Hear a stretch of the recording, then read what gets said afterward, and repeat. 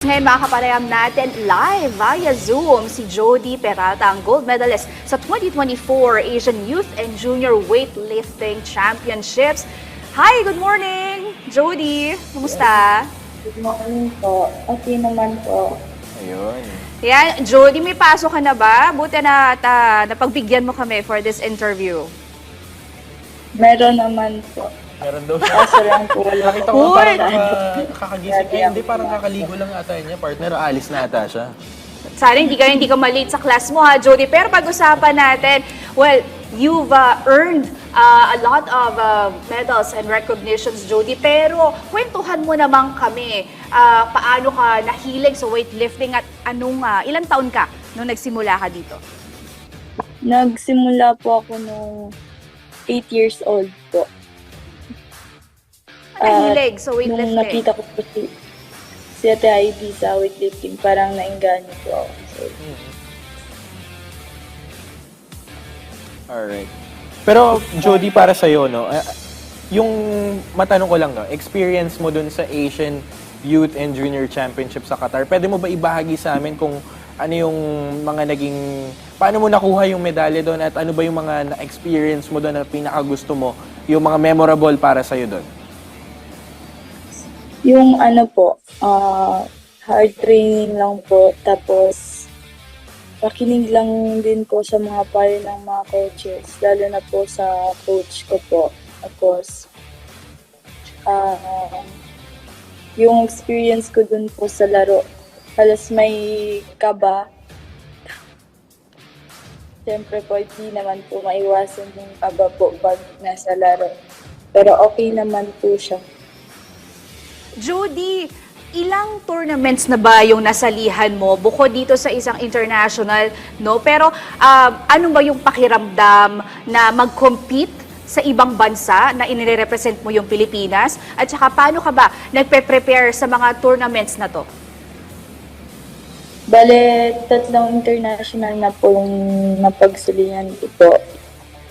Yung pakiramdam ko po na nagre-represent po sa Pilipinas, yan po maganda kasi ikaw po yung nagbibigay rangal sa Pilipinas po bilang isang atlet. Pero kailan mo, Jody, kailan mo naisip na parang, di ba, sa pagiging atleta mo na, kailan mo naisip na ang sarap pala na i-representa yung bansa, gusto ko to, gusto kong mag-weightlifting. Kailan mo naisip yun na parang gusto mo i-representa yung bansa locally at internationally? Ilang taon po? Oo, parang ganun pa, Jody. Kailan ka ba nag-start? Kailan ka nag-start na maisip na 8 yun years. nga, no? 8 years old, Bale, Jody. nag-start po ako ng training 8 years old po. Tapos nangarap po ako ng maglaro sa ibang bansa mga 10 to 11 years old. Pero pwede mo ba ikwento yung sa likod nun, yung kwento nun sa likod na parang bakit ka napunta sa weightlifting? Sino ba nag-udyok sa'yo nun? Sino yung naging motivation mo or ano ba yung inspiration mo?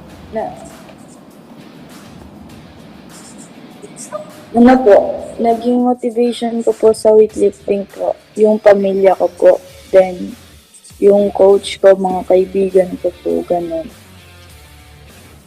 Judy, kwentuhan mo naman kami, paano ka ba nagte-training sa weightlifting? What happens in a day ni Jody? Bale, sa isang araw po, 2 beses po kami nagte-training. Tapos, ano po, minsan, pag wala kang condition, nahuhulog yung barbell ko. Yun.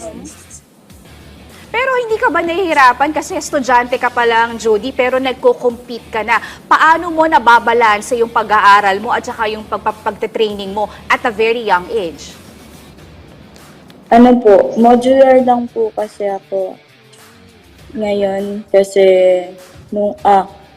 modular lang po ako nung nasa Manila po ako kasi po malayo po sa amin yung school namin po. Tiga Zamboanga po kasi ako. Oh, saan ka sa Zamboanga, Jody? Sa Mampang po. Okay. Pero nabanggit mo modular ka. Ano ba, ilang taon ka na bang nag-weightlifting at ano yung natutunan mo sa sport na to? Mga nasa 9 years na ata po. Ano naman yung natutunan mo sa pag-weightlifting? Natutunan ko po yung paano yung pagpapahalaga po ng katawan, tapos pag-ehersisyo always po, tapos yung mga pagkain po, dapat hindi palagi yung hindi healthy, ganun po. Ayun. Pero para sa'yo, Jody, matanong kita, no?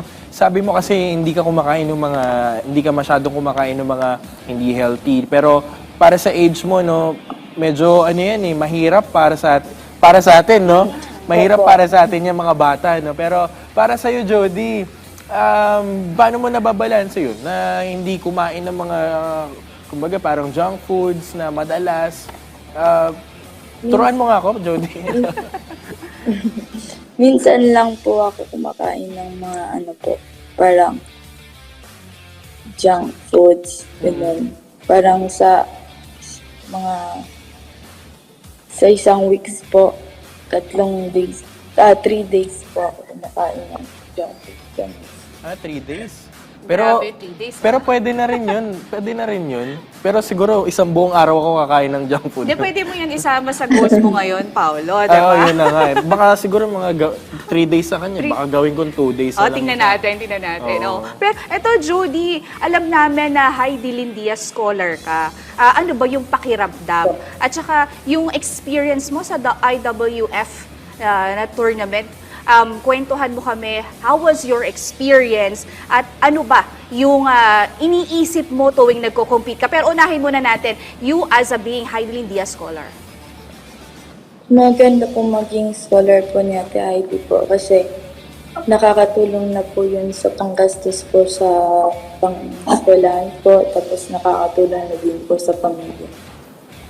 O, nakausap mo na ba o nakakwentuhan mo na ba si Heidi Lin? At saka, ano ba yung mga tinanong mo sa kanya? Ano ba yung mga niremind niya sa'yo? Ano lang po, mag-aral lang po daw ng mabuti, tapos mag-training din natin.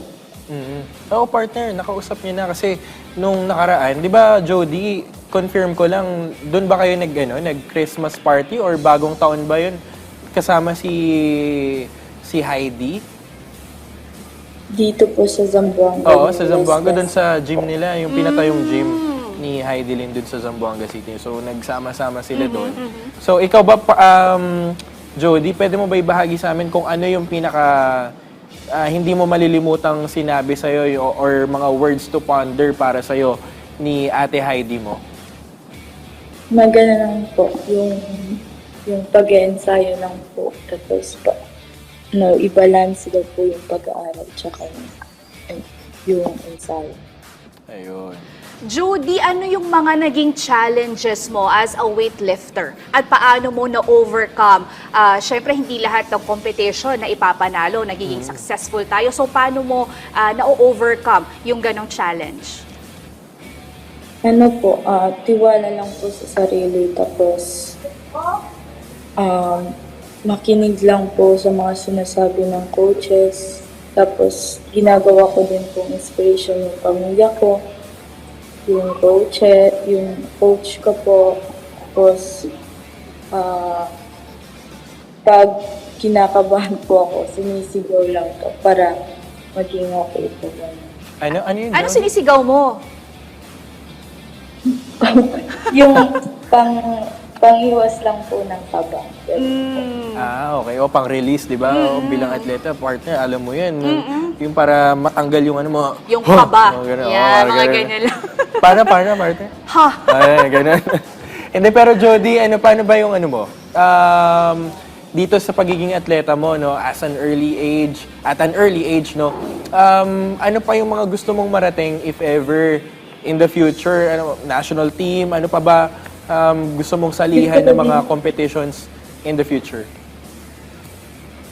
Magtagumpay po sa malalaking competition po. Gusto ko din po maging katulad niya Kylie para yung Olympic po.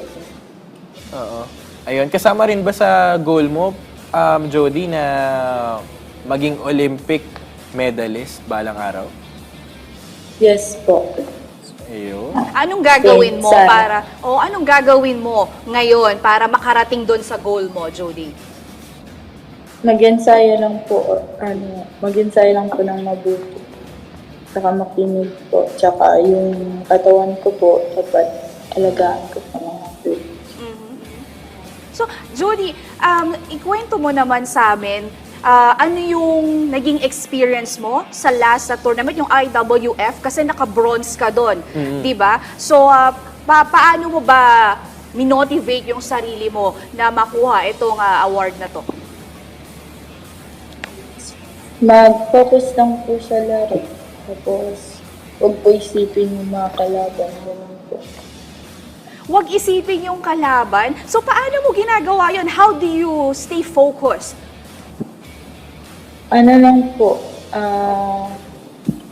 naka-focus lang po. Tapos, yung tingin po hindi kung saan-saan. Ano lang po, parang straight lang po. Tapos, always po yung tenga mo po sa pitch kasi po pag nasa laro po kasi kailangan talaga ng isip tsaka yung pagdinig po. Sa tingin mo, Jody, gaano kalaking factor para sa'yo, gaano kalaking tulong para sa'yo yung pakikinig mo dun sa coach? Siyempre, dito bronze medalist ka sa IWF, no, sa nakaraang competition mo. Pero dito, para sa'yo, gaano kalaking factor para sa'yo bilang atleta yung pakikinig mo doon sa coach mo? Malaki po kasi pag hindi ka po makikinig sa coach po, hindi ka po mananalo sa mga competition, ganun po. Pag hindi ka makinig, parang lahat ng pinagpaguran mo parang mawawala na. Judy, meron ka bang message sa lahat ng mga batang atleta na alam mo yun, naiisipan na mag-weightlifting din o mag-try ng ibang sport? Ano bang masasabi mo? Ano lang po, pag gusto po nila sa sports, dapat mag-ensayo sila, tapos nakafocus lang sa kanilang sports. Then, alagaan nila yung sarili nila, mag-aral ng mabuti. Ganun. Maraming salamat, Jody, at good luck sa'yo sa iyong mga upcoming tournaments. Good luck, Jody. Thank you.